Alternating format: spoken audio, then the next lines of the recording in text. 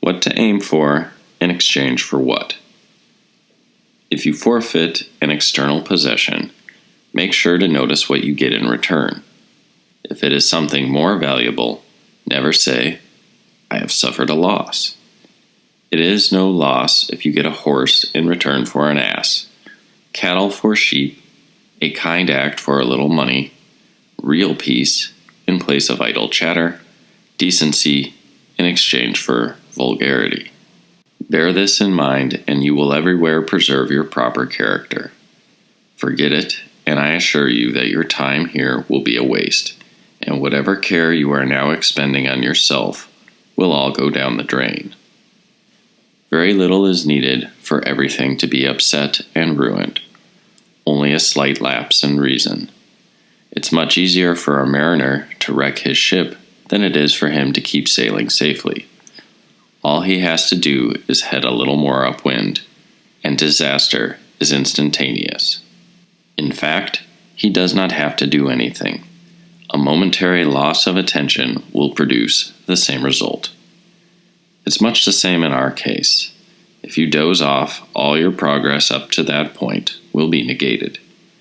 So keep a sharp eye on your impressions, and never fall asleep. It is no small thing that is being watched over. It equates with honesty, trustworthiness, and stability. It is freedom from passion, grief, fear, and consternation. It is freedom itself. What are you going to get when you trade your freedom away? Check to see what your proud new possessions will be worth. But I won't be getting anything like it in return. If you go ahead and get it anyway, consider again what you are getting for it. I have self-control. He has a tribuneship. He has a generalship. I have my honor.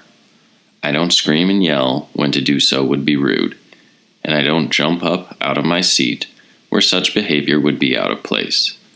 I am free and a friend of God, whom I obey willingly. I do not claim possession over anything that does not belong to me, not the body, not possessions, not power, not fame, nothing. Because God does not want me competing for such things. Had He wished it, He would have made them good for me. But He has not done that, and I must not ignore His orders. Guard what is good for you always. Make wise use of material things, for as long as they are granted you to enjoy, and be content with virtue exclusively. Otherwise you will meet with bad luck, disappointment, and frustration at every turn. These are the laws that have been sent to us from God, the directives you should be trying to learn, not the statutes of Cassius and Mesurius.